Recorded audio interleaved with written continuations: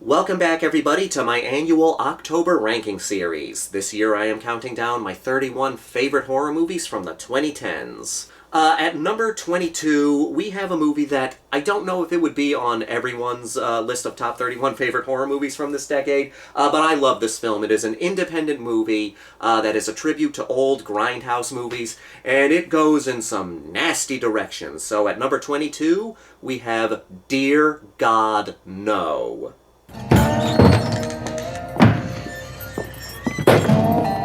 It's almost dark, I'm fucking sober, and I got to kill anyone today. Oh, this movie is nasty. But it's nasty in kind of a good way. This is one of those movies that it's hard to recommend to everybody, given the fact that it had such a small budget, and it does go into some pretty mean directions. But I love this film. I absolutely love this film, and if you're a fan of low-budget movies, independent movies, and underground stuff, I think you'll have a good time with this one. So Dear God, No is a movie that takes many different genres and puts them together in this tribute to Grindhouse movies. We follow this gang of bikers known as the Impalers. They have a tribute to Cannibal Holocaust on their shirt. Can't show it here because... and they just love to rip people apart. They do a lot of very bad things. They love doing wrong.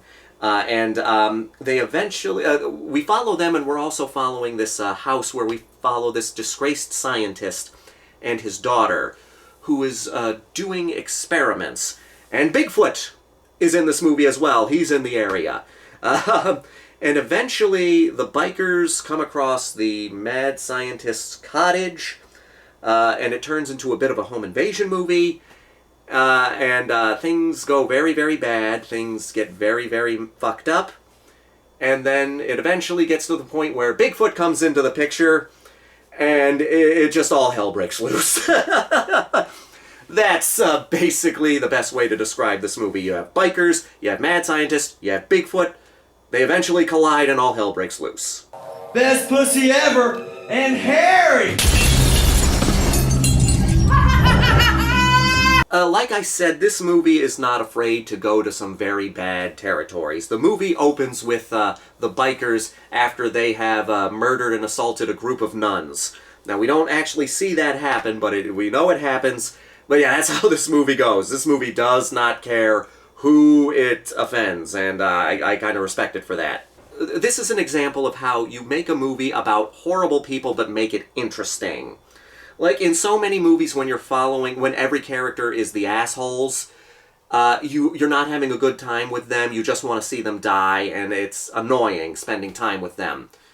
But in this movie, one, it's interesting because the villains, like, the bikers are the villains. We know they're the bad guys, and we're following the villains, which is interesting. Like, that's one way, there are other ways, but that's one way to have unlikable characters be kind of your main characters and make the movie interesting. We're following the villains. We know they're the villains.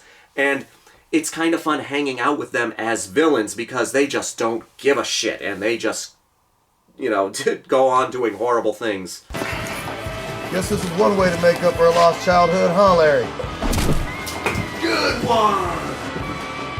Like, it's not afraid to get nasty. There's this one sequence where two members of the biker gang are in a competition to see who's the filthiest person alive, and one of them puts a bloody tampon in a shot glass and then drinks the contents of it.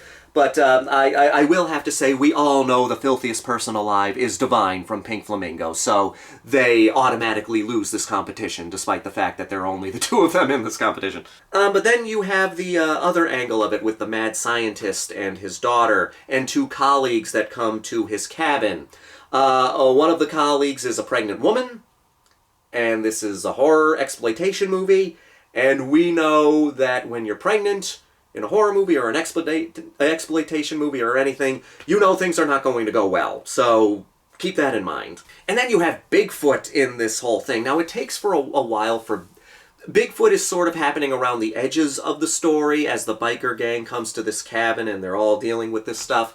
And it's not until the third act that Bigfoot really comes into the equation, but it's well worth the wait. This is a good Bigfoot design, and it just gets so gory and so fun. I just absolutely adore the third act of this movie because it gets so crazy. Hey, man, I'm just like you.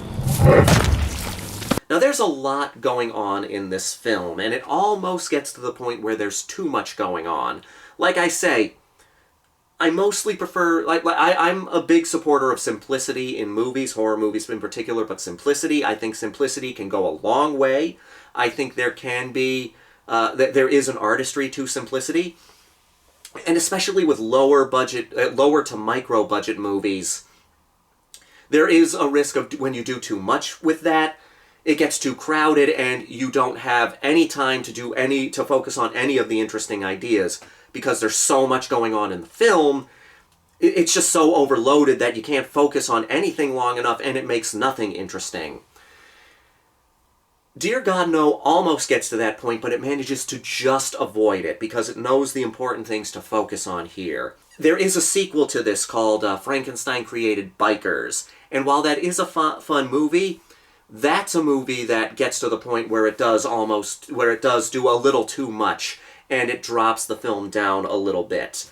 But it's still a fun movie, so I do recommend that, but in my mind it is nowhere near as good as Dear God No.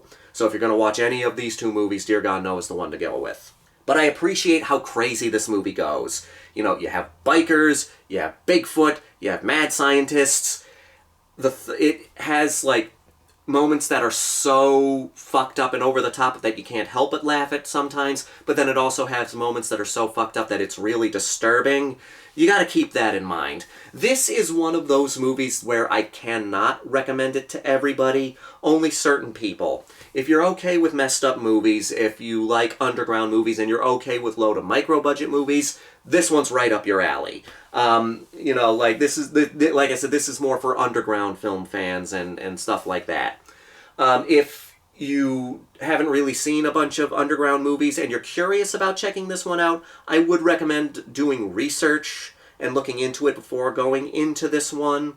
But yeah, it is a fun movie, so if you're a twisted individual like me, I would recommend checking this movie out for the Halloween season. It's a great example of a low to micro budget movie that is on the trashier side of things that is really, really good. So yes, if you like movies like this, then I highly recommend checking it out for Halloween. Just, if you're planning a movie night, maybe only invite certain people to that movie night. But yes, Dear God No, really good, low to micro budget movie, a hidden gem of the 2010s. Go check it out if you like movies like this. I'm gonna call it a vertical hatchet wound. Man, you ain't right. Asshole.